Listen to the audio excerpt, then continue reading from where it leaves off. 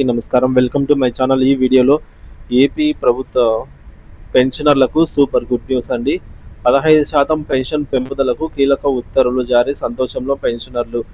దీనికి సంబంధించిన పూర్తి సమాచారాన్ని వీడియోలో తెలుసుకుందాము. వీడియోని ఎక్కడే కానీ స్కిప్ చేయకుండా ఎండ్ వరకు చూసేయండి. అప్పుడే ఇన్ఫర్మేషన్ పూర్తిగా అర్థమవుతుంది.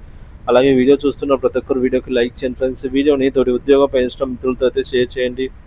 కొత్తగా మన ఛానల్ చూస్తున్న వారు ఇంకా ఎవరైనా సబ్స్క్రైబ్ చేసుకోకుంటే వెంటనే మన ఛానల్ని సబ్స్క్రైబ్ చేసుకోండి. దీని ద్వారా నేను చేసే లేటెస్ట్ వీడియోస్ అన్నీ మీ వరకు రీచ్ అవుతాయి. ఇక ఆలస్యం చేయకుండా వివరాల్లోకి అయితే వెళ్ళిపోదాము.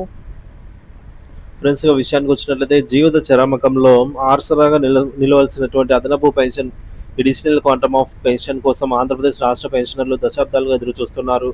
వయసు పైబడిన వారికి అదనపు ఆర్థిక భరోసా కల్పించే ఈ పథకం అమలులో ప్రభుత్వాలు చూపుతున్న నిర్లక్ష్యం, పెన్షనర్ల సంఘాల ఉదాసీనత కారణంగా వేలాది మంది వృద్ధులు తమ న్యాయమైన హక్కులకు దూరమవుతున్నారు. వివిధ రాష్ట్రాల హైకోర్టులు, చివరకు సర్వోన్నత న్యాయస్థానం సైతం పెన్షనర్లకు అనుకూలంగా తీర్పులు వెలువరించిన క్షేత్రస్థాయిలో పరిస్థితి మారకపోవడం తీవ్ర ఆందోళనకు గురిచేస్తోంది. అసలు వివాదం ఏంటి? సంవత్సరం పూర్తవ్వాలా? సంవత్సరాల్లోకి అడుగు పెట్టాలా? అసలు ఏంటి అంటే, ప్రభుత్వ నిబంధనల ప్రకారంగా 70, 75, 80, 85, 90, 95, 100 సంవత్సరాల వయసు పూర్తయిన తర్వాత వారి మూల వేతనం అంటే మూల పెన్షన్పై నిర్దిష్ట శాతం అదనపు పెన్షన్ను చెల్లిస్తారు. అయితే వివాదం అంతా వయసు పూర్తి కావడం అనే పదంపైనే నడుస్తోంది. అంటే ప్రభుత్వ వాదన ప్రకారంగా 70 ఏళ్ళు పూర్తిగా నిండిన తర్వాత 71వ ఏట మొదటి రోజు నుంచి అడుగుపెట్టిన తర్వాత మాత్రమే అదనపు పెన్షన్కు అర్హులు అని చెప్పడం. కానీ పెన్షనర్ల వాదన 69 ఏళ్ళు పూర్తయి 70వ సంవత్సరంలోకి అడుగుపెట్టిన మొదటి రోజు నుంచి అదనపు పెన్షన్ను అమలు చేయాలని అయితే పెన్షనర్ల సైడ్ నుంచి డిమాండ్. ప్రభుత్వ వాదన అయితే ఈ విధంగా అయితే ఉందన్నమాట. 70 పూర్తి అవ్వాలి, 71లోకి ఎంటర్ అవ్వాలని.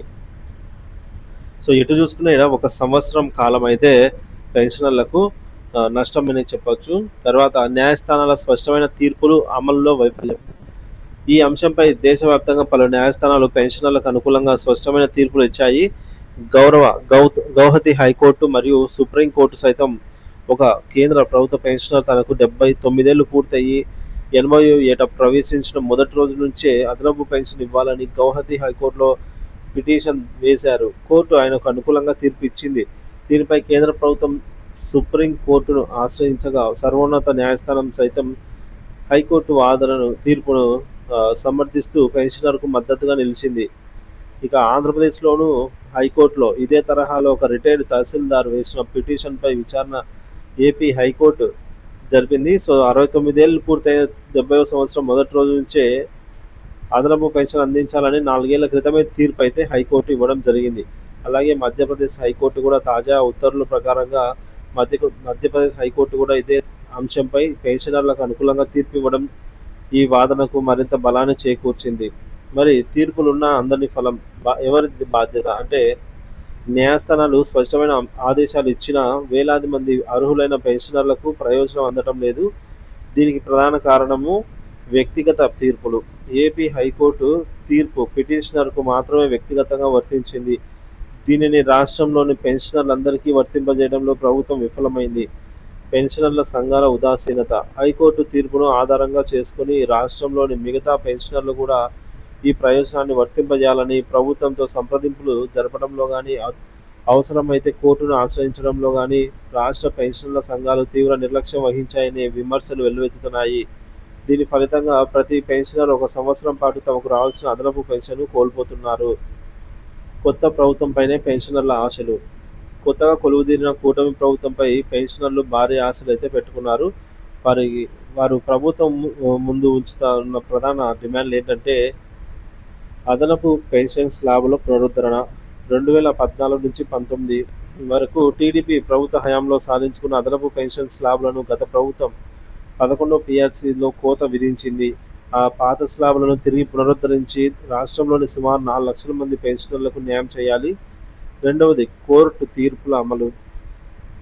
సుప్రీంకోర్టు, హైకోర్టుల తీర్పుల స్ఫూర్తితో 70, 75, 80 ఏళ్లలోకి ప్రవేశించిన మొదటి రోజు నుంచి అదనపు పెన్షన్ అమలు చేస్తూ ఉత్తర్వులు జారీ చేయాలి. మూడవది, ఈహెచ్ఎస్ ఉద్యోగుల ఆరోగ్య పథకం బలోపేతం.